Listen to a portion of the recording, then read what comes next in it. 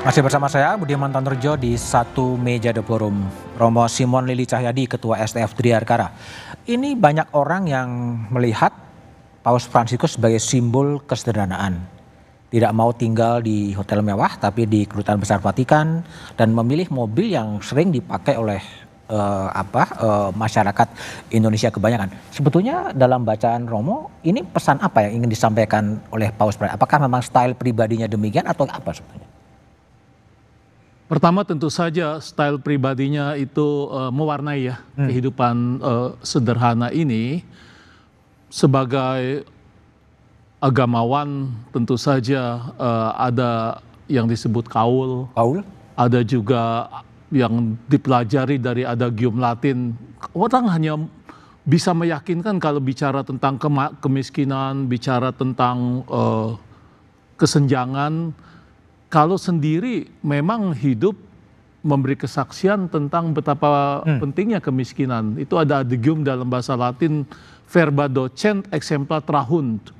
Kata-kata itu mengajar, menjelaskan, membuat orang mengerti. Tetapi yang menarik itu bukan kata-kata. Yang menarik itu teladan. Teladan, walk the talk. Iya, maka kalau misalnya hanya bicara saja orang bisa macam-macam teori. Tetapi kalau teladannya sendiri nggak memberikan kesaksian seperti itu pasti tidak meyakinkan. Nah bagi saya Paus itu memberikan penghayatan itu yang nyata. Tadi saya kira yang membuat orang banyak kagum, orang Indonesia kagum terhadap Paus ini bahwa dia hidup sederhana sekali, tidak flexing. Ya. Tidak flexing? Tidak flexing seakan-akan harus dipamerin semuanya kan. Termasuk pamer relasi, kemudian pamer barang-barang ya. Ini menurut saya relevansi dari agama di Indonesia itu kelihatan dari seberapa dia itu berpihak menunjukkan perhatiannya kepada orang miskin dengan cara sederhana. Kalau kaum agamawan hidupnya sendiri misalnya dengan macam-macam kemewahan, saya yakin bahwa itu tidak meyakinkan orang untuk kemudian juga bisa mengikuti agama itu dengan betul.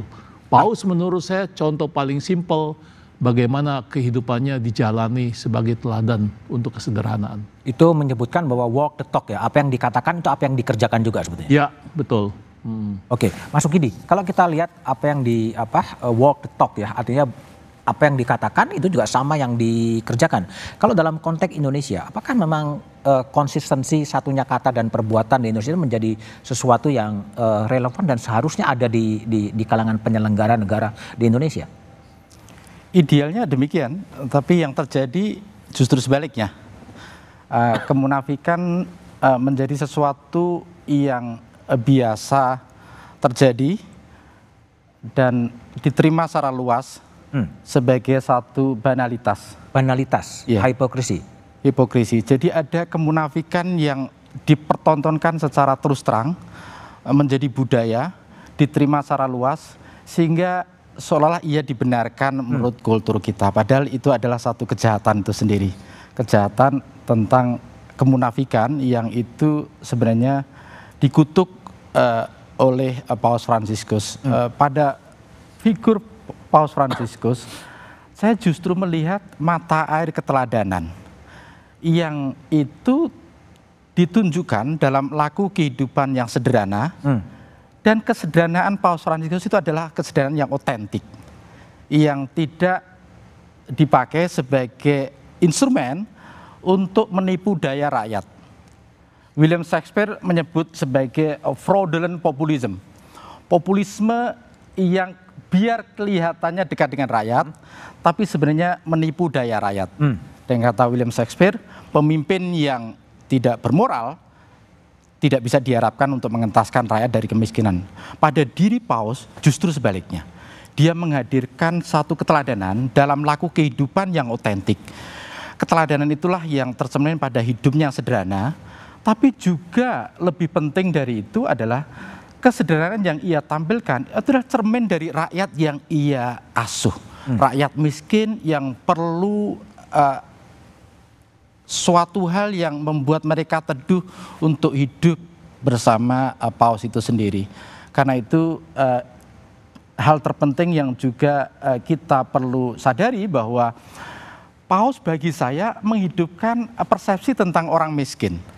Pada zaman Yesus, orang miskin, orang yang kurang beruntung, itu dipersepsikan sebagai orang yang tidak dikasihi oleh Allah itu sendiri. Nah, Yesus justru bersikap sebaliknya, bahwa justru orang miskinlah orang yang dikasihi Allah. Itulah sebabnya menjadi miskin dan berjuang untuk miskin, itu adalah laku hidup yang otentik, yang ditunjukkan secara terang benderang oleh Paus Fransiskus itu sendiri. Oke, baik. Kalau Mas Teguh lihat, faktor keteladanan kepemimpinan, apakah itu juga menjadi penting untuk mengatasi berbagai problem? Tadi ada divided society, yang miskin mungkin tetap akan miskin, pada level atas juga akan makin kaya. Pasti ya, ini kepemimpinan atau keteladanan itu kan menjadi contoh atau pelajaran terbaik bagi masyarakat ya. Artinya memang bagaimana kita bisa mengentaskan kemiskinan atau ketimpangan kalau misalnya nggak ada laku kesederhanaan, laku seperti kerja keras itu sendiri. Kalau misalnya kita melihat pemimpinnya antara yang diucapkan dan yang dilakukan, misalnya suka flexing atau apapun, yang terjadi masyarakat miskin ini imajinasinya adalah misalnya nanti saya harus seperti itu. Nanti yang ditemu adalah cara-cara instan. Nanti ada judi online lah, ada pinjaman online lah.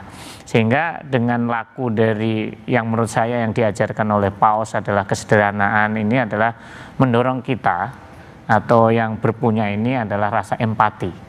Empati ini, dan bagaimana pesan ini dengan artinya kan sebenarnya dengan kesederhanaan Paus itu tidak mengurangi nilai Paus itu sendiri.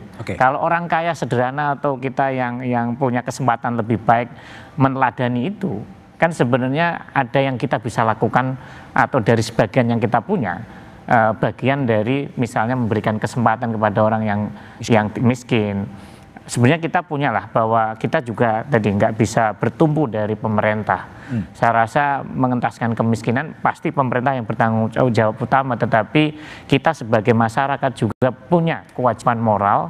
Kalau saya ngomong, kalau perusahaan itu ada corporate social responsibility, kita juga ada individual social responsibility, bagaimana kita bersama-sama mengentaskan kemiskinan atau mengurangi ketimpangan. Salah satunya misalnya kalau kita punya yang namanya asisten rumah tangga, kalau punya anak atau apapun bisa kita sekolahkan, kita bisa dorong kuliah. Ini kan bagian dari upaya individual bersama. Responsibility. Individual social responsibility menurut saya ini penting. Oke, Bu Tirta. Jadi kalau tadi sekedar menyinggung dari Paus, warga miskin adalah harapan. Bagaimana sih sebenarnya komitmen dari pemerintah untuk betul-betul mengentaskan 25,2 orang Indonesia yang memang masih miskin sebetulnya?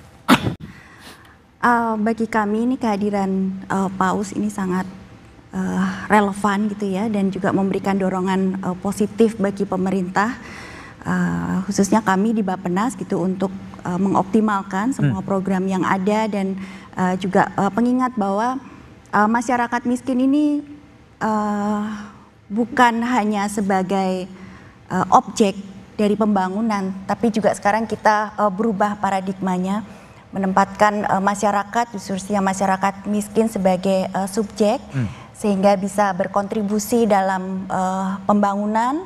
Kemudian juga dengan kontribusi dan partisipasinya, tentunya program-program yang dilaksanakan oleh pemerintah ini juga lebih tepat sasaran lagi, sesuai dengan kebutuhan dari masyarakat, dan diharapkan dampak dari pembangunan ini juga bisa dirasakan oleh seluruh masyarakat, termasuk masyarakat yang miskin dan rentan. Oke, bagaimana kemudian menjaga agar pesan-pesan Paus Fransiskus ini bisa relevan dan bisa dikerjakan? Kita bahas setelah jeda berikut ini.